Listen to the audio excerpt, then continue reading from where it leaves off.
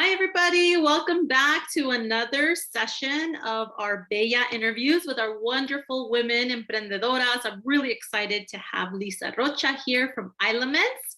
I'm wearing her earrings right now. So, ladies, you're asking, or men, you're asking where I got it. This is the fabulous creator behind these earrings and so much more. So, Lisa, welcome. I'm so excited. Thank you for having me. I'm super excited to be here. I'm just so ready to learn about your journey and kind of what brought you to where you're at and really starting to kind of take it back from the beginning, right? So I think in this platform, what I like to do is really humanize the business, right? A lot of the times we focus on our product, which is great and we want to, and a lot of the times that's a reflection of who we are, but we don't always get to know the person behind the business. And so this is what we really try to kind of just discover with the women that we interview is tell us a little bit about you. So that's going to be kind of how we lead into this interview is let's start with you. Like, who is Lisa?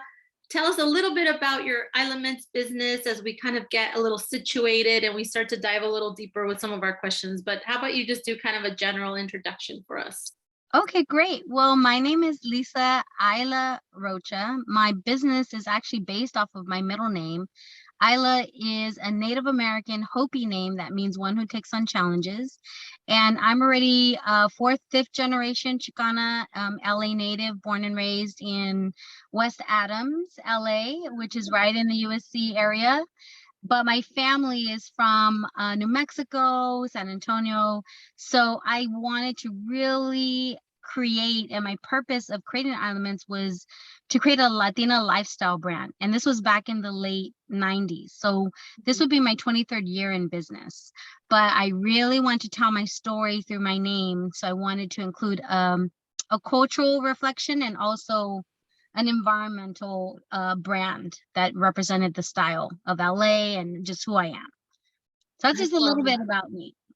I love that. I love that connection. I think this is one of the things that make our Latina community, our emprendedoras, so just powerful in this space, right? Is that there's always something that links our business back to us and our person, our experience, our culture. So that's really beautiful to hear that story. So let's kind of go back a little bit and take a step back from kind of where you are now in your business and tell us a little bit about how you grew up. So I'm always curious to learn, like, was entrepreneurship part of your family? Is it, what were your experience growing up as a young child and kind of leading into adulthood, and share a little bit of that with us.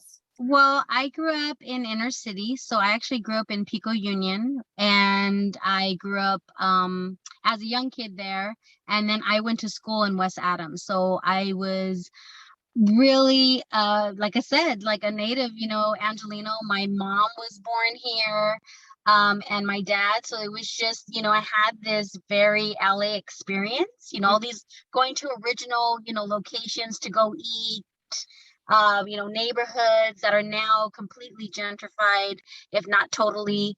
But I grew up inner city. I grew up with but also very a Chicana type of consciousness. I really didn't grow up with speaking Spanish. My parents were born in the 50s, so it was just shunned upon. But my dad was a huge influence on me as a young kid. He was an artist, even though he was a mail carrier for over 30 years. And then my grandmother, his mom, my grandmother Carmen, was a huge influence because my grandmother created Carmen's Nachos. I don't know if you've ever been to a Cholo restaurant, Oh, but my yeah. grandmother is on the menu. You can order her nachos. She used to be the bar waitress at Ocholo. And when you walk into the original location on Western, it'll say Carmen's Cantina. And so my grandmother created this dish, and she was really the person who inspired me to create jewelry. To be honest, she gave me, I think I was the age 7. She gave me one of those old cookie tins that had a bunch of safety pins and a bunch of beads. And she used to go to Burger Beads, which is no longer in existence. It used to be on Wall and 8th. And just to make me, to be creative here, do something, and so, but she was creative herself. Now that I look back, she was very innovative to make money happen, being a single mom raising 6 kids. Oh. I can't even fathom. I'm a single mom myself. So that's kind of a little bit of my background of my family. I come from a very large family. My dad is the oldest out of 6 kids. I'm the oldest, and our family from San Antonio, there's like 13 brothers and sisters. My grandfather had a really big family, so I'm always doing things for my family. It's just, at my core, my friends and my family. That's really amazing. So definitely, I mean, entrepreneurship kind of runs in your DNA, as they say, right? Like I love El Cholo, and so going back, now I'm gonna look for that. Like, where are the nachos? Yeah, my grandma learned because we would tell her, "Grandma, you created nachos," and she goes, "No," she goes, "I introduced nachos to California, and then it just became, this big, thing you could get now nachos at Taco Bell." Yeah. But she really was innovative because she was trying to make more tips, Mm, and she was a bar waitress, so you can only make so much money off of margaritas, right? And mhm. during the time in the 60s, she had Warren Beatty, Michelle Phillips, Jack Nicholson coming in, Wow. and she would cook for them these special dishes. And finally, she didn't come into work, and the boss the next day was like, "People are asking for what you're making them, but I don't. What is it?" And she made the plate. That comes from San Antonio. It's an antijito, right?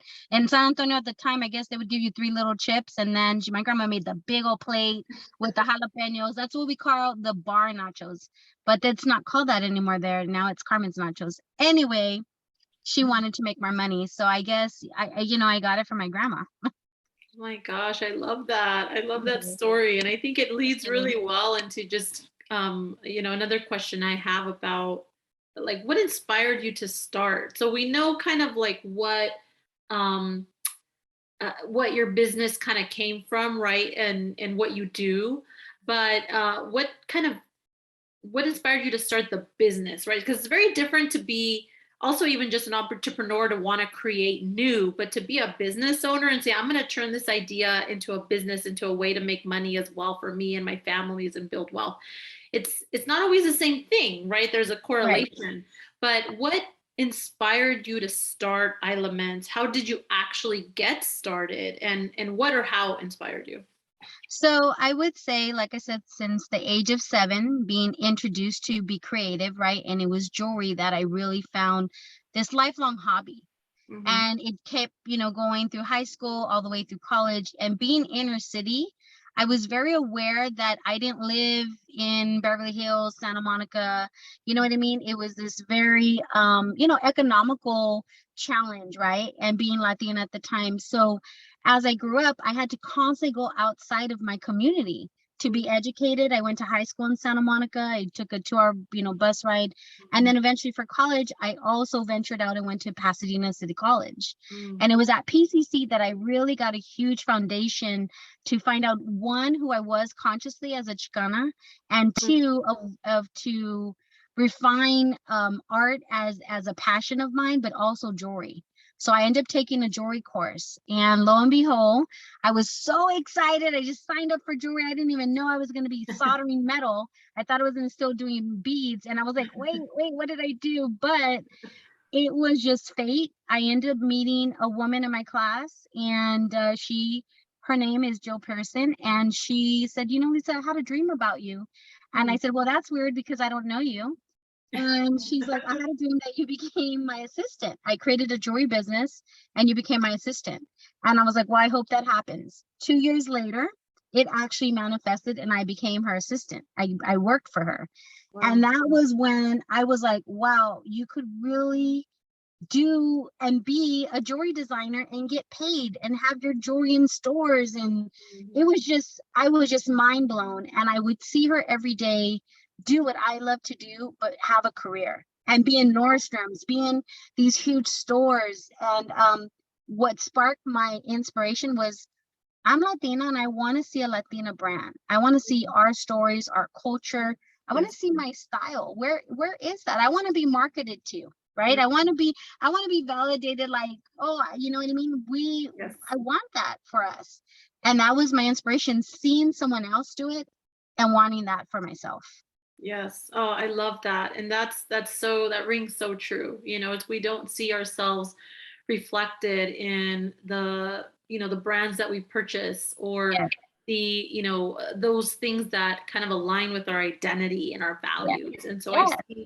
I see that in your product, and I see, like, I wear these earrings and I just feel like beautiful, and I love Yeah, the artistic work, and they're kind of these bigger hoops, and it's like you walk around with confidence. And I mean, your product does so much more than just visually the beautiful artistic creative work, right? I think it allows women to feel kind of this mental emotional wellness around feeling confident. And absolutely. I don't want to speak for everyone, but honestly, I feel that way. Even not having heard kind of what you shared is what this does to me, And so I love that, knowing that you're a Latina Chicana and that this is, your business, and that I'm also supporting. And so, encourage everyone that's listening that, find those Latina emprendedoras in your community, support Lisa and her business. I mean, you do so much more than just purchase the earrings or the necklace, or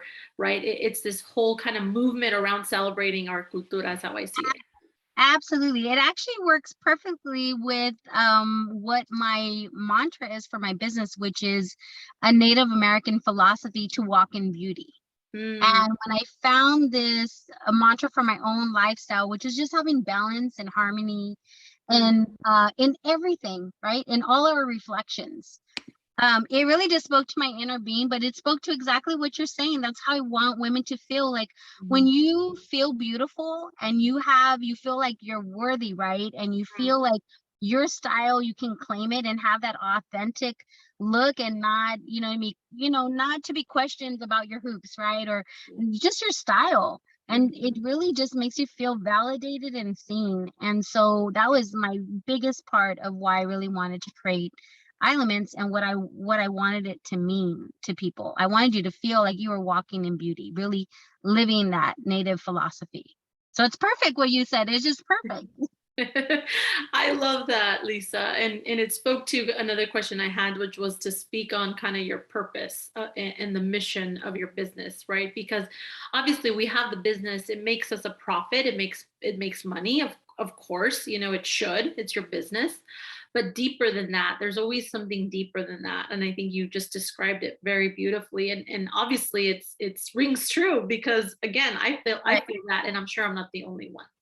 I wanted to really empower other Latinas to feel beautiful, but I wanted them to really feel like they could be their authentic self without any question. And I wanted to be an example to my friends and family and community. And I really just wanted to empower and inspire. And especially being a single mom, I have two beautiful teenagers now that are 19 and 16. And I feel like when, I'm doing my things, like what are they really picking up on? But I mean, they are literally independent. They know exactly, who they are and that they are not, their purpose.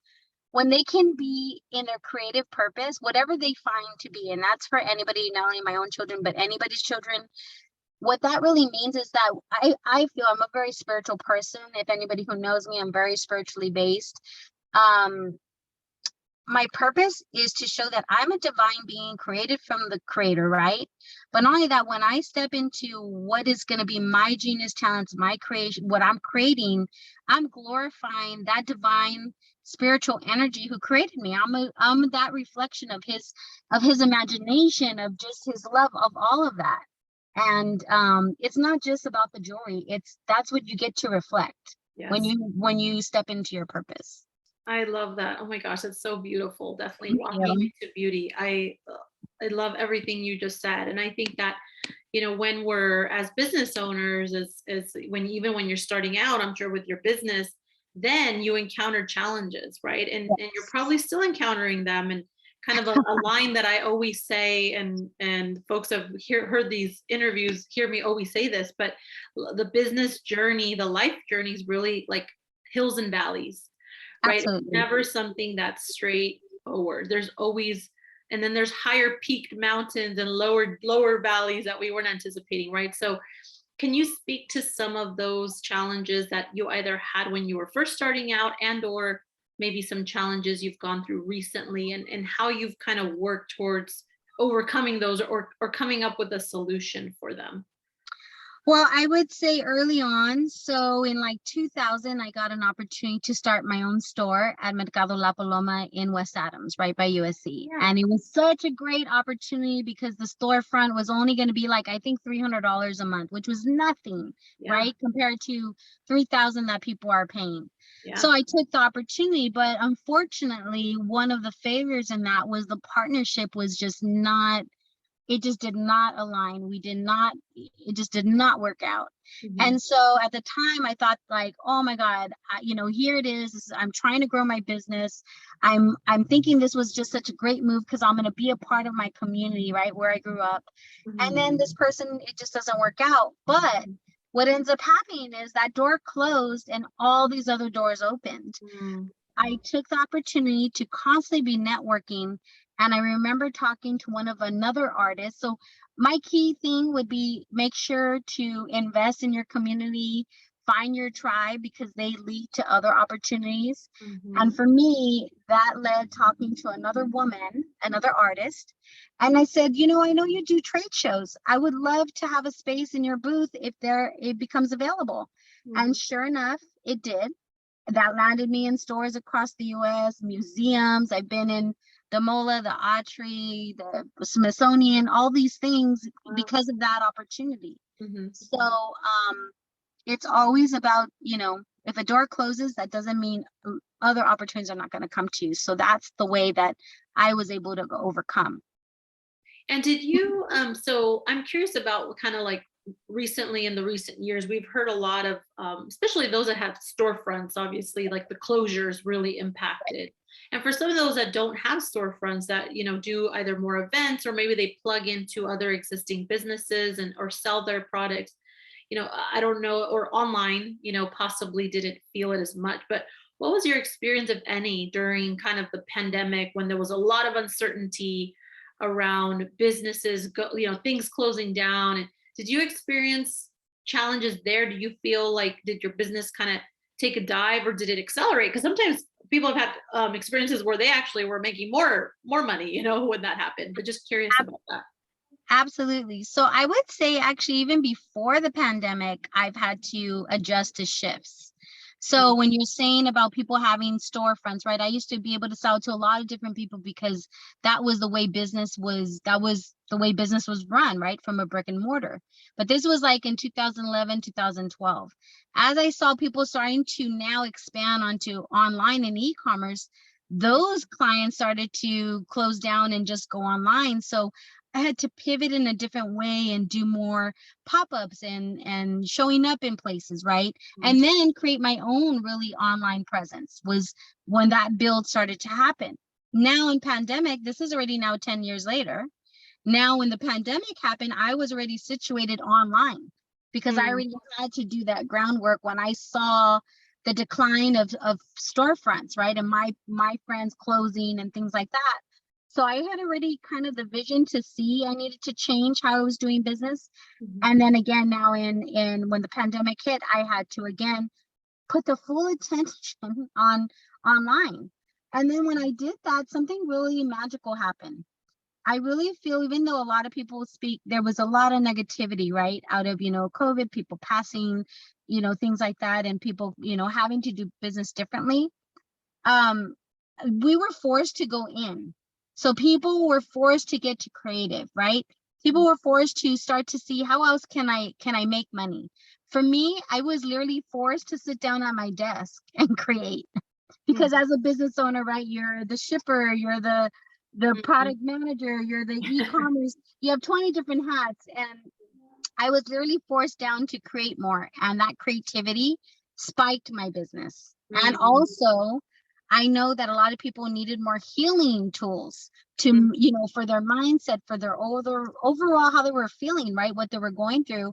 It caused me to create more healing products. I started creating all these sage bundle products. And it was just, it just tapped into another way for me to be creative. And now I'm doing more wellness mindset, vision board classes and things like Mhm. that. So I had to pivot, but it was a good pivot. And I just kind of had to go, with the flow of how every day was a different thing.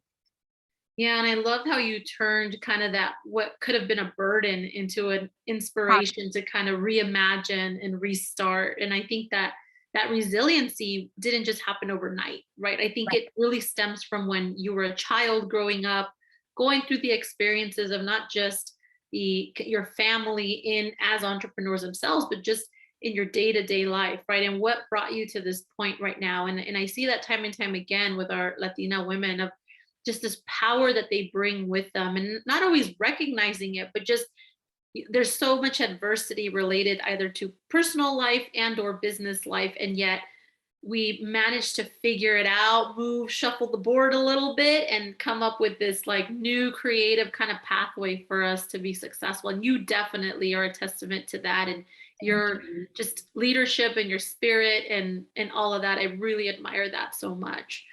And so kind of I know you've touched on a lot of different themes. I feel like there's a lot of learning kind of nuggets that I've gleaned from our conversation. But if you kind of had to give like two or three tips to Latina entrepreneurs that are on the rise, I'll say, that are just starting out, maybe they've been in business for a year or so, but maybe they're just thinking about it.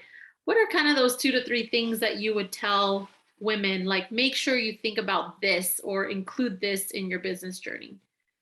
I think that's such a great how should I say it, a great question, because as a young entrepreneur I really didn't know what I was doing. I kind of saw where I could go, right? Because I was given the example of working in a place of doing what I love to do, which was make jewelry. So Mhm. I would recommend one, to be an intern, to volunteer with any field that you're interested in, because you're really going to get the most experience from that. I should have in 1997, when I had that job, write down every day what I was doing. I do remember a lot of it, but I should have. So I would definitely say, volunteer, intern, get some experience, but have a vision. So this also will take, for you to take time to write every day. Mm. Journal dump your thoughts and your ideas, because when you really write down, I think the path to success is having your vision and knowing exactly what it is, Mm. because the universe is always listening. So if you say, oh, I don't know what I want to do, the universe says, okay, well, you don't know what you want to do. But Mhm. if I say I want to be in every national, QVC from here to London, then the universe is going to make those things happen, and place people and places and things to make that happen, because it's very, you said something very specific. So Mhm. I would say, intern, volunteer in your industry that you're interested in. I would say write your vision statement, and it can always change, but Mhm. do know what you ask for will happen. Words are, and writing it is very powerful. Spell, the word spelling has the word spell in it. So when you're physically doing that action, you're casting that right out into the universe. And I would also say, to use more gratitude than resentment. When you are say, you know what, I'm here present right now, thank you, versus, oh, the woulda, coulda, shouldas, that only sets your mindset back. And also get books that grow your mindset. Think and Grow Rich, any type of Latina writers that inspire you. You Are a Badass. There's so many books out there that for me spark my imagination and ideas. And find your tribe, find your time, and take the time to know people that are in your industry. That is a huge wealth. At least it's been for me.